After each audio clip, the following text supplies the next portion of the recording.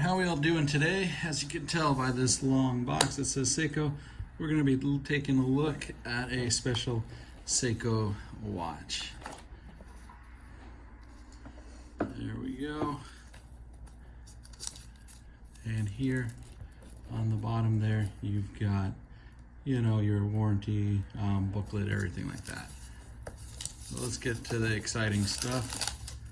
You know, those things are important, but not the cool stuff. Oh man, look at that box. Let's take a look. We're taking a look at, if you've guessed it, the King Seiko there. And there you go. You've got the King Seiko name on the box. Not just Seiko, but King Seiko. King Seiko is interesting because it doesn't really fit in Presage, which you think it'd be a Presage model. They have it just under King Seiko itself. So I guess it's going to be a new category. Again, you would think they would put it in the Presage because it is a dress watch. Really sharp looking watch. You could see there it's got a crocodile leather strap. Real handsome looking.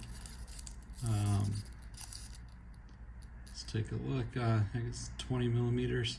So those of you like to switch out the bands. Let's take a look at the dial there. Let me here, let's take a look at that old retro Seiko band. That's cool. All right, let me get this out of the plastic and we'll take a closer look at it. So let's take a look at the dial here. DiaShock 26 jewels.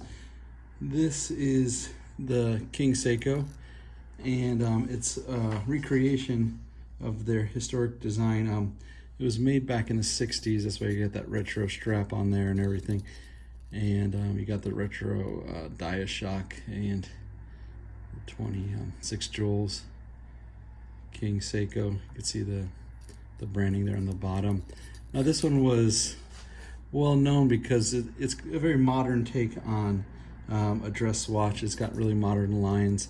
If you look at it, you got the box crystal on top, and then those kind of like rectangular lugs with those little edges there. Just really cool. It was released back in 1965 to be exact. This one is a recreation of it, and there is only 3,000 of these guys here. Very cool. And then besides the buckle, they did a medallion here to look like the original shield there. See that King Seiko with that crest. And then you got this one's number 1475, limited edition of 3,000. Suggested retail here in the US on these is 3,300. And there you go. This is like a white starburst kind of dial, and or sunray finish, actually, not starburst. Again, the sunray finished, so it's not like a white. You know, it's got that sheen to it. Very sharp looking sheen. I mean, this looks like a dress watch. When I think of a dress watch, to me, it's classic. You got the modern design with the lugs and stuff. You know, it boxes it out a little bit more.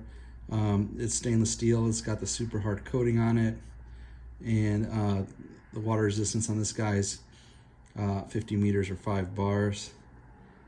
And the mechanism in it, the movement, it's automatic, and it is a 6L 35. Oh, there you go. Look at that. It's a big little Seiko. That's a cool little touch that they added there. Overall, a great watch. This one's 28,800 vibrations per hour. Again, 26 jewel, and the movement basically is it's a date calendar automatic movement with the 6L 35, and that's a 45-hour power reserve on that guy. And you can see it's a nice thin watch. One of my biggest complaints with a lot of the Seiko dress watches is just how wide they are. I mean, they're dress watches. They're not, you know, sports watches, but they kind of treat them like sport watches with the thicker thicknesses on some of the pressages. But this King Seiko has got a nice depth to it there. The watch itself is 38.1 millimeter. So it's kind of on the smaller side for a Seiko, but if you take a look at it here on my wrist, you know, the lugs are long, so it fits a little bigger than you would think a 38 would. I mean, it feels closer to like a 40, maybe a 41, just because the lugs are so long on there. My wrist is about a 7.5 inch wrist, and you can see it's pretty good there. I'm not putting it on all the way because I want to keep that leather nice and crisp, that crocodile leather. And this number is SJE085 for the King Seiko. Just a very, very clean, very modern looking watch, you know. It looks like, you know, back in the day, what they would think the future would look like, and, you know, those kind of retro style watches and stuff. So a very neat addition, the King Seiko watch. Now, normally I would, you know, we'd go into the dark room and check out the watch, but this watch has no lume on it. So again, going back to its traditional dress watch roots. And this King Seiko released, you know, on the 140th anniversary of Seiko. So it's a cool addition. Again, I don't know if it needed its own separate branding area.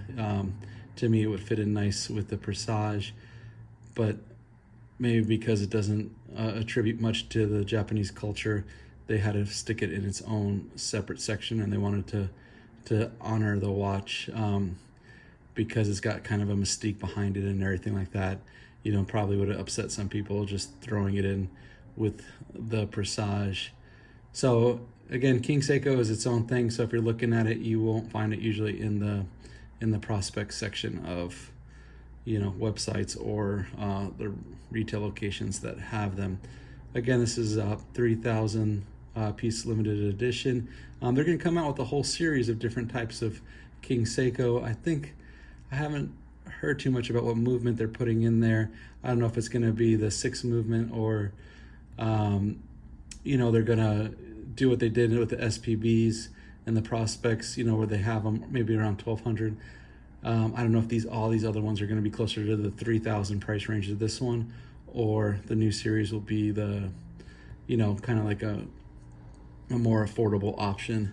We'll see. That's coming out this year.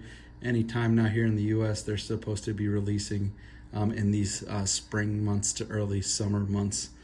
I'd like to take the time to thank you all. It's a nice little watch here, and appreciate you guys watching the video. Please like and subscribe. Thank you. Have a good one. Bye.